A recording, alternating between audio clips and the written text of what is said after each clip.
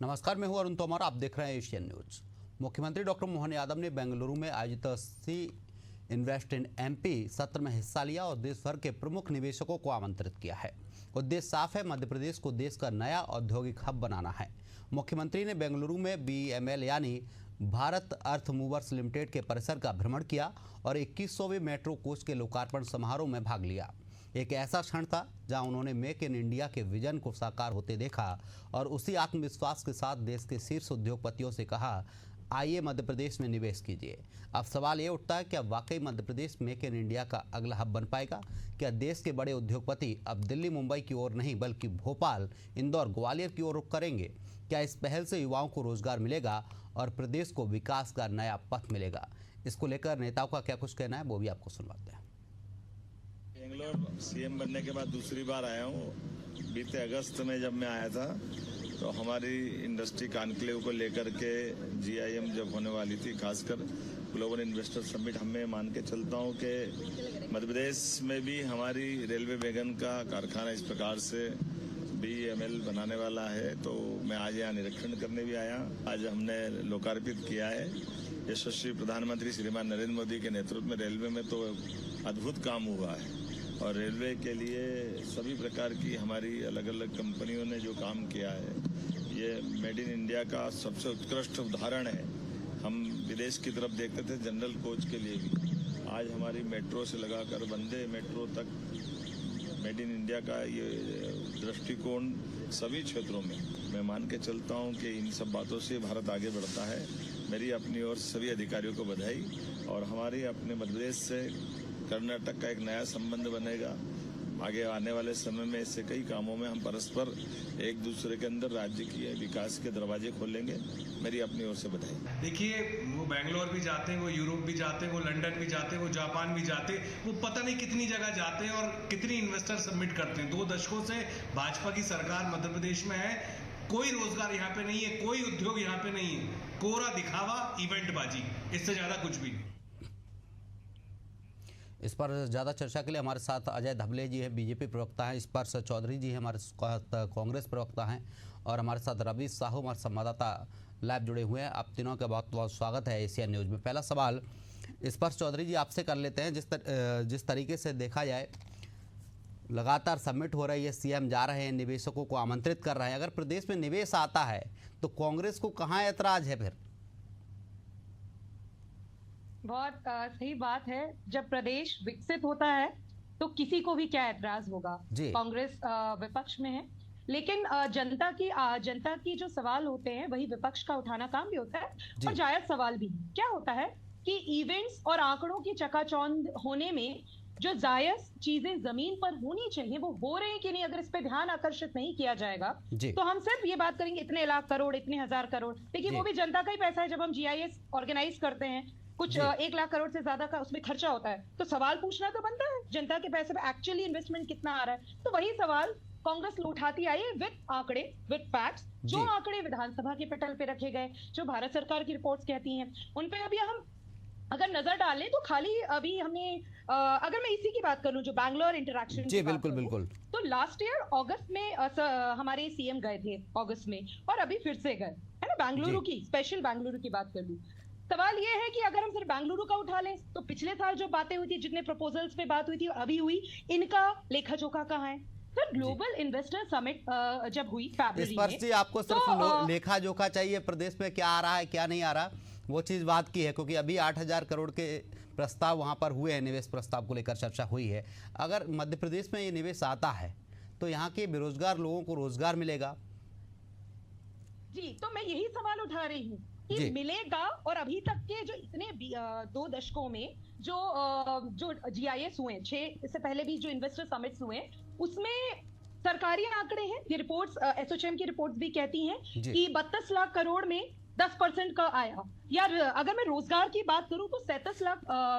लेकिन इस पर सरकार भले ही कोई भी हो, कांग्रेस सरकार में भी सबमिट होती थी, तो अगर अपन उम्मीद करें कि 100 लोगों को बुलाया गया है, 100 के 100 मौजूद हो जाए, तो ऐसा तो मुझे लगता है नहीं हो पाता है।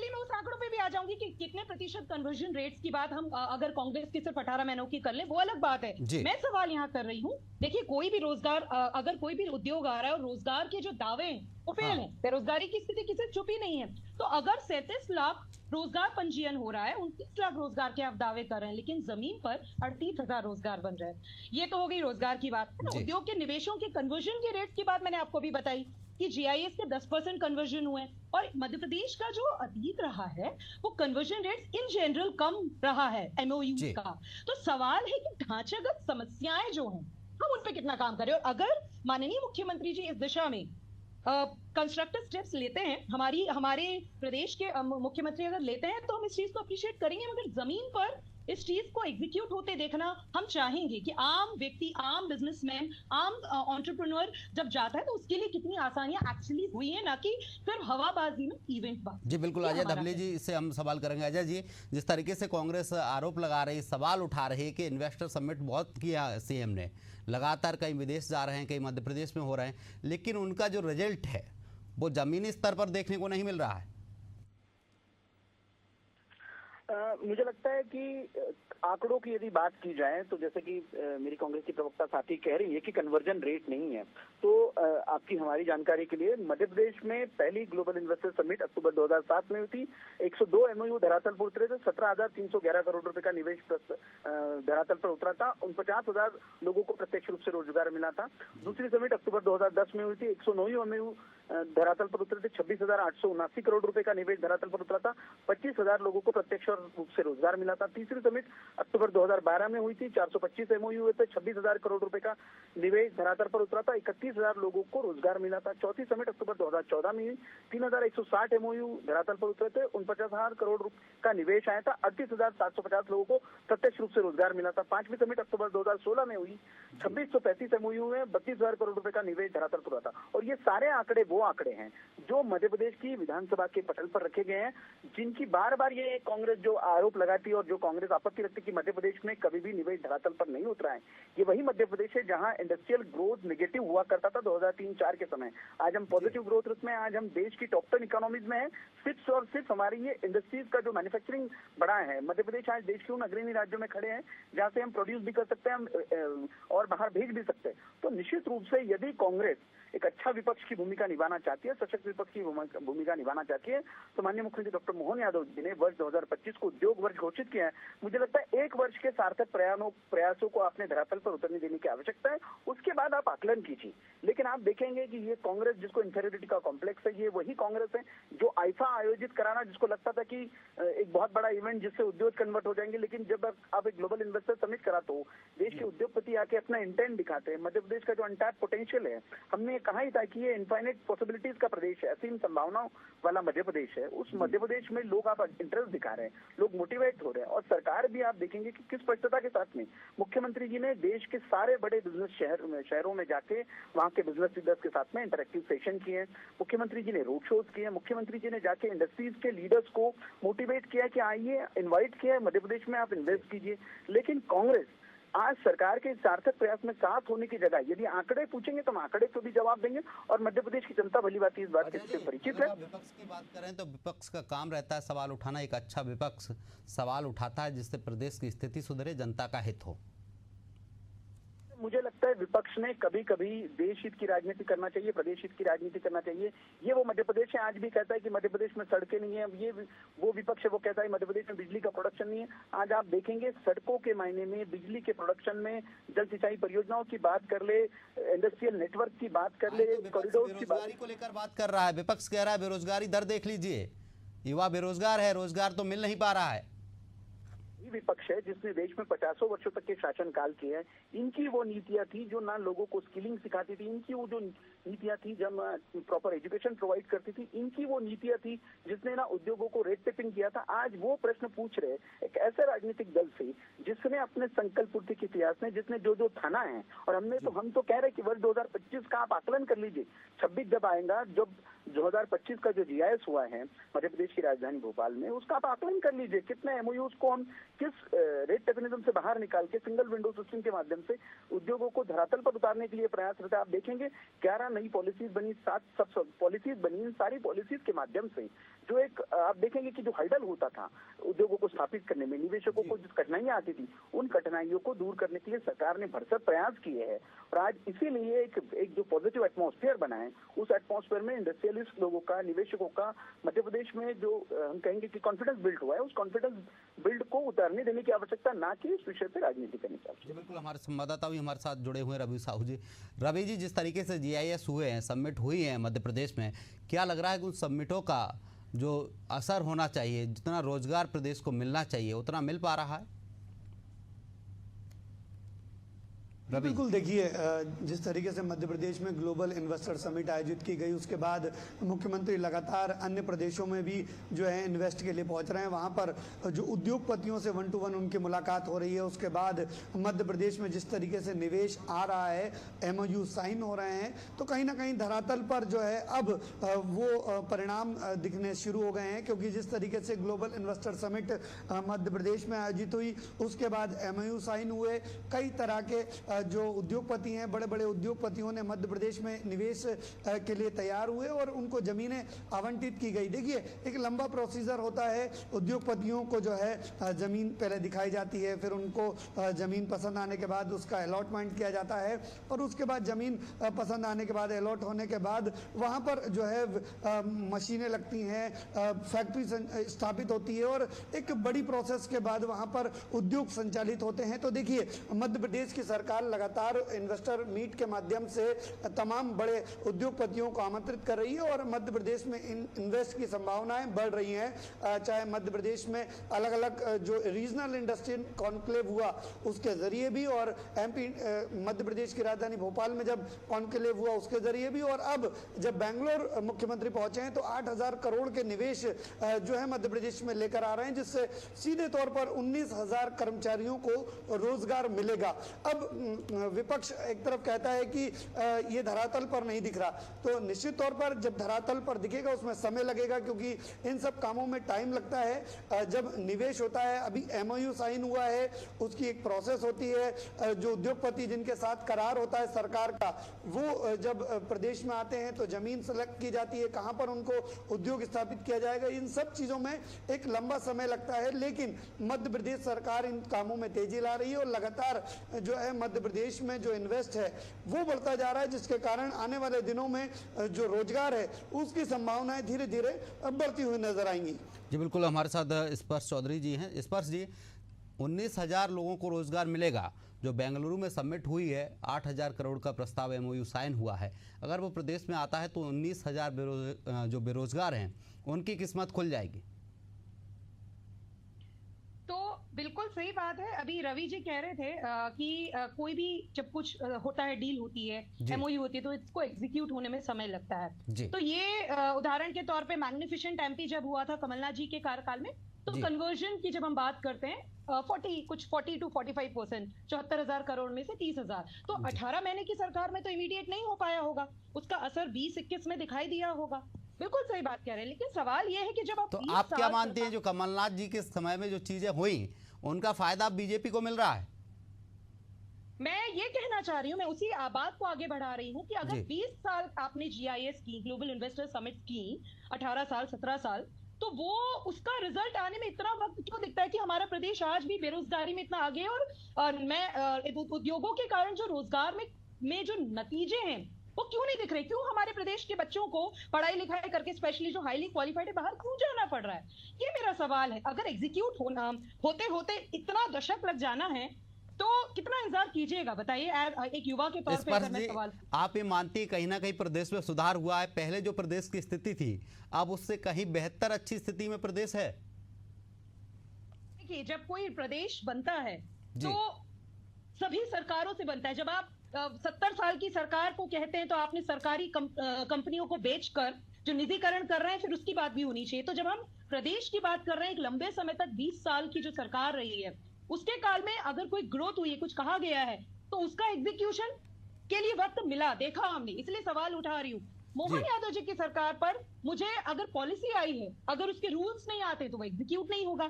तो यही सवाल है कि पिछले साल अगस्त में जो आपने किया, या GIS में जो आपने किया, अभी पहली GIS की आपकी, और अगर रीजनल कॉन्फ्लिक्ट किया, तो जमीन पर आपके नतीजे आएंगे। अच्छा, दूसरी चीज, एक और बात है मेरा कहना कि मान लीजिए जो अभी एग्जिस्टिंग उद्योग हैं, छोटे उद्योग अगर मैं कहूं तो पिछले टाइम में कुछ 1700 कुछ छोटे उद्योग बंद हो गए। नो डाउट इसमें कोविड का भी हाथ था, इसमें कोई वो नहीं है। लेकिन हमारा सवाल ये है कि हमारी तमाम जो नीतियां हैं वो जमीन पर लोगों को कितना पहुंच रही है। मैं एक उदाहरण देती हूँ। मेरे एक हाल ही में मित्र हैं, वो एंटरप्रेन्योर है, एक ट्राइबल कम्युनिटी से आते हैं और शहद का बिजनेस रन करते हैं। उन्होंने मुझसे कहा कि भाई जो हमारे विभाग हैं, जो सरकारी विभाग है, जो कलेक्ट्रेट में दफ्तर होता है एक साधारण सा, भाई वो तो सुन ही नहीं रहे हैं। और मुझे पता ही नहीं है कि मेरे जनजाति के लिए, मेरी कम्युनिटी के लिए जो पैसा आ रहा है उसका फायदा मैं कैसे लूं, जबकि वो हम एक बहुत ही हायर एजुकेशन। सीएम हेल्पलाइन चलाई है सीएम ने, अगर सुविधा नहीं मिल रही तो उस पर फोन करके जानकारी ले सकते हैं कि इसकी सुविधाएं कैसे मिलेंगी, इसकी सहायता कैसे मिलेगी।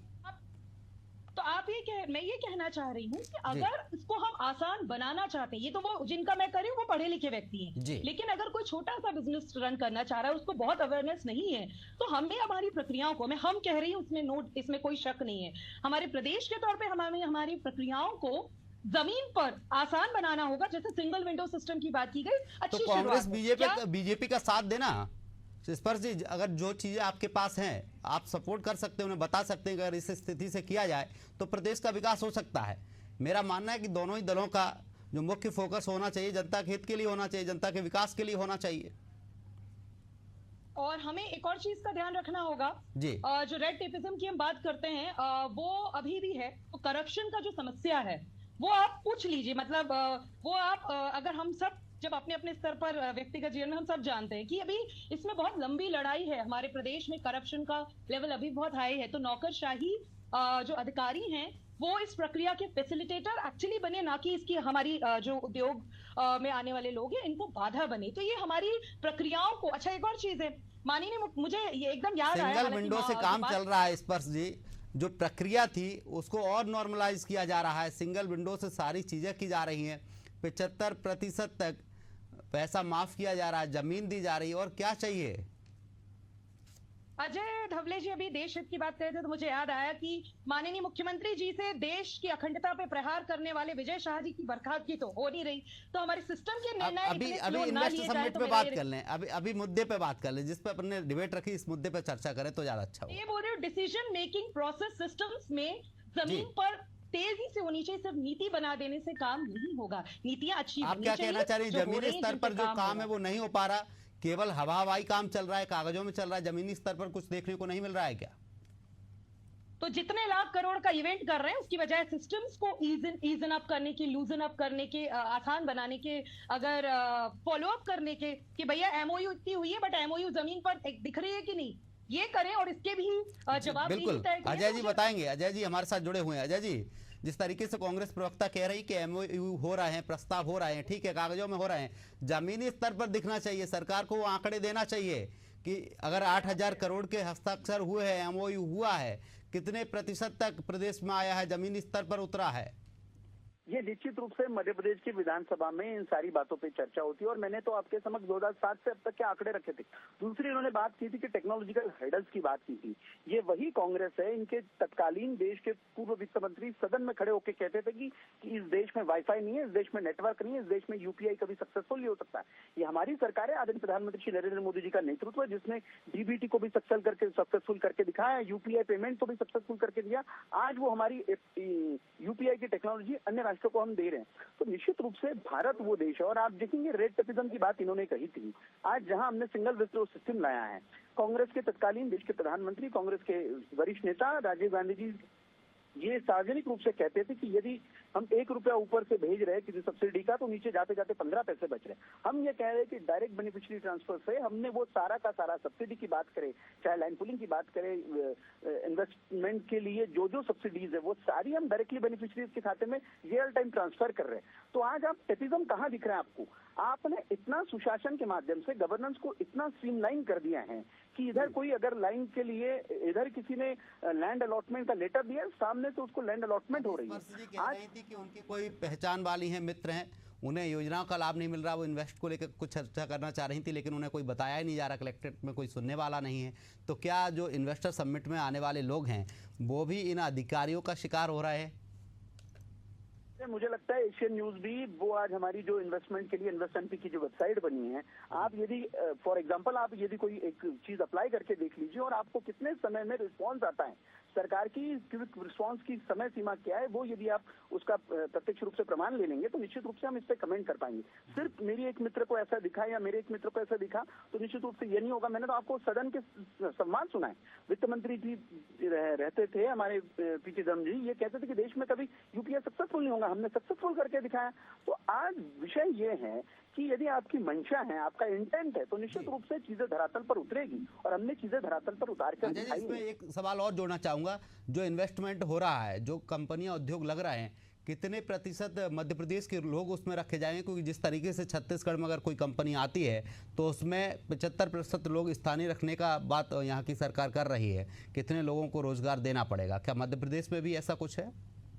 मध्य प्रदेश में भी नई औद्योगिक प्रोत्साहन के लिए जितनी भी नीतियां बनाई हैं, निश्चित रूप से हमारे जो स्थानीय लोग हैं वो स्थानीय लोगों के लिए एक कंपोनेंट के माध्यम से उन लोगों को जो स्किल की आवश्यकता है तो स्किल की, अनस्किल की आवश्यकता है तो अनस्किल की, ये सारे कंपोनेंट उसमें है। और इन सारे बातों पे देखिए, निवेशकों को लाने के दो मुख्य उद्देश्य थे, एक तो मध्य प्रदेश का जीडीपी बढ़ेगी एक उद्देश्य, दूसरा हमारे यहाँ के लोगों को रोजगार मिले।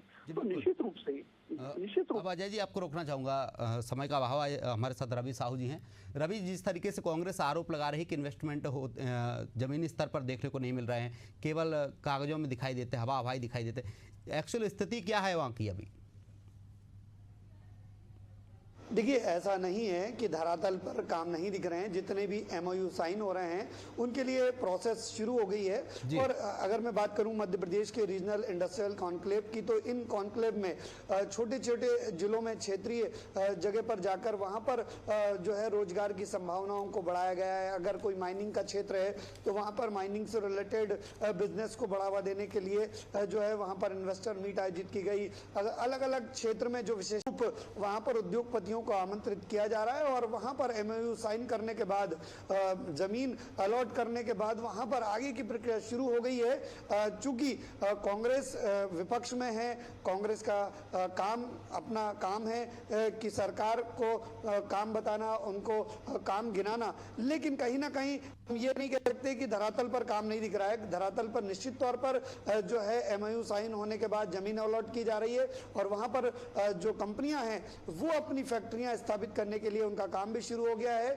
और कई जगह पर जहां पर पहले एमओयू साइन हुए थे वहां पर रोजगार भी शुरू हो गए हैं और जो स्थानीय स्तर पर युवा हैं उनको वहां पर रोजगार मिलना शुरू हो गए हैं। और मध्य प्रदेश के नए नए जगह पर जो है औद्योगिक जो जगह है जहां पर अलॉटमेंट किया गया है जमीन का, वहां पर जो है लगातार जो है विस्तार किया जा रहा है, उद्योग धंधे स्थापित किए जा रहे हैं और उसके माध्यम से जो युवा हैं, जो बेरोजगार हैं, उनको रोजगार जो है मिलते जा रहे हैं। बिल्कुल अजय जी, वो रवि जी, समय का अभाव रोकना चाहूंगा।